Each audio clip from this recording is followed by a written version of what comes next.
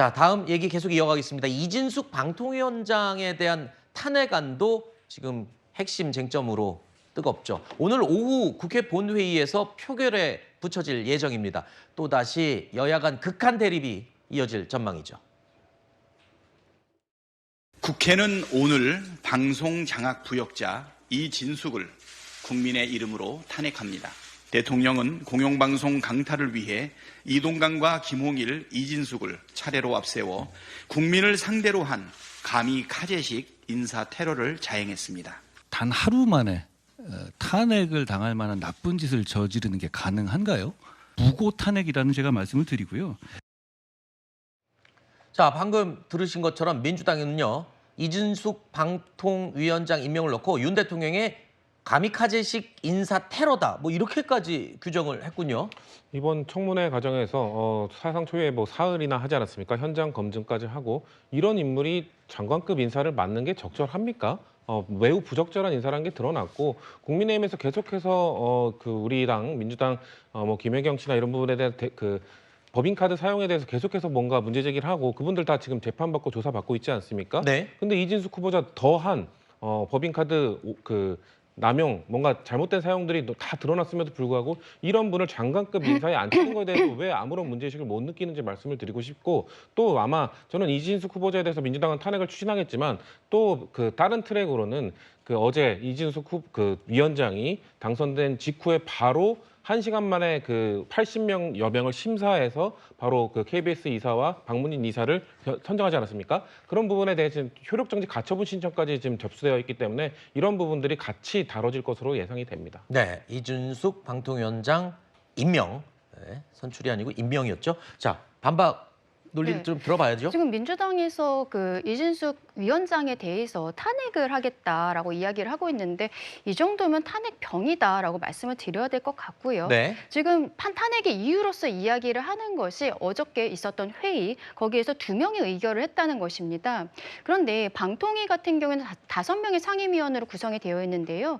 지금 들어가 있는 2명, 이진숙 위원장을 포함해서 2명은 대통령이 임명을 할 수 있고 나머지 3명에 대해서는 여당이 1명 그리고 야당이 2명 이렇게 3명이 추천이 들어가야 됩니다. 네. 그런데 민주당에서 지금까지 2명을 추천하지 않았던 것이죠.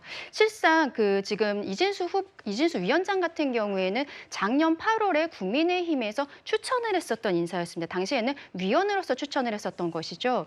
그런데 지금 최민희 과방위원장 같은 경우에 작년에 역시 민주당에서 추천이 들어갔던 인사였는데요. 당시에 대통령께서 임명을 하지 않으셨습니다. 네. 이유는 한국정보산업연합회 부회장이라는 직이 있었는데 이런 관련된 직이 있었을 때는 3년 안에 이렇게 방통위로 들어갈 수 없다라는 규정이 있거든요.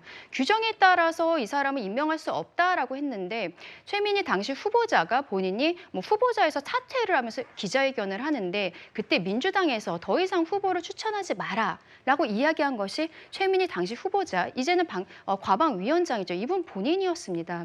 이러한 상황들이 지속이 되면서 결과적으로는 5명 체제에서 2명밖에 지금 없는 상황에서 부득이 의결을 하게 된 것인데 여기에 대해서 오히려 책임을 가져야 하는 민주당이 이것을 빌미로 해서 탄핵안을 발의한다는 거 참 굉장히 아이러니하다라고 말씀드리고 싶습니다. 자, 일단 이진숙 방통위원장 전임이었던 이동관 그리고 김홍일 위원장은요, 탄핵안이 보고되자 자진 사퇴를 했었죠.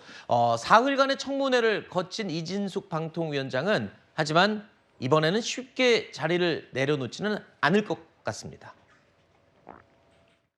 방통위 위원장님은 앞으로 나와주시기 바랍니다.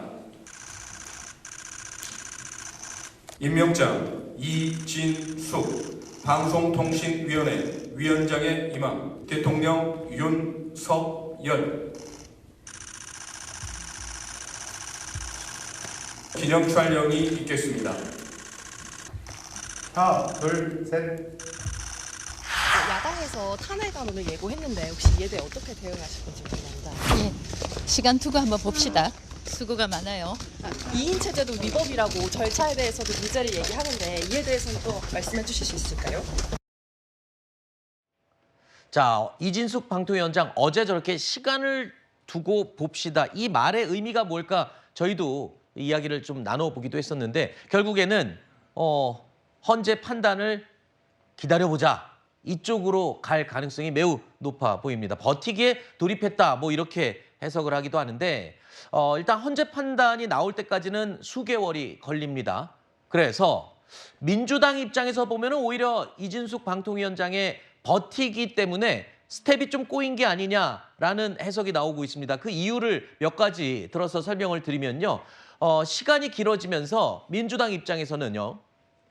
일단 방송장악 국정조사를 추진하고 있었는데 일단 이게 자체가 김이 빠집니다. 증인을 새로 채택해야 되고 이준숙 위원장이 증인을 거부할 경우에는 뭐 방법이 따로 없는 겁니다. 두 번째로 지금 새로 진영을 갖춘 박문진에서 MBC 경영진 교체를 하는 것 이거를 또 제동할 수 있는 방법이 없어졌어요. 사실은 저거를 막고 싶은 게 지금 민주당의 속내인데 또 한 가지 탄핵을 남발하다 보니까 피로감이 와서 이 국민들이나 다른 여론에 좀 역풍을 맞을 가능성이 있지 않겠냐. 뭐 여러 가지 스텝이 꼬여버렸다. 지금 이렇게 해석이 나오고 있거든요. 맞습니까?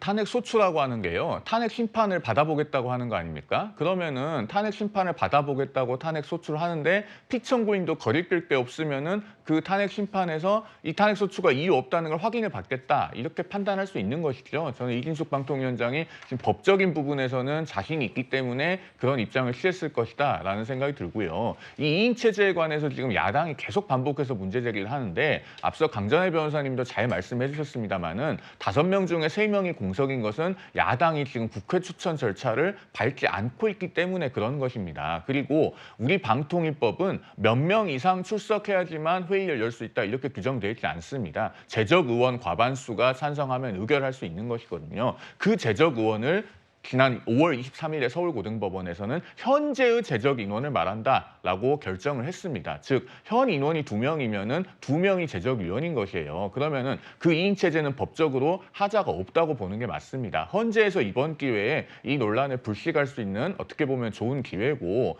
이 탄핵 중독에 대해서는 사실 일정하게 흐름을 끊어줘야 될 필요가 있습니다. 헌재가 조속하게 판단을 내려서 이런 탄핵 소추가 남발되는 흐름을 좀 차단해줘야 된다. 그런 말씀을 덧붙여서 드립니다.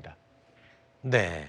자, 일단 송 의원님 개인 의견을 전제로 의견을 말씀해 주셨고요. 자, 헌재의 결정이 나올 때까지 일단 시간이 좀 남아 있습니다. 이때까지 또 민주당은 어떻게 대응할지도 지켜봐야 될 부분이고요.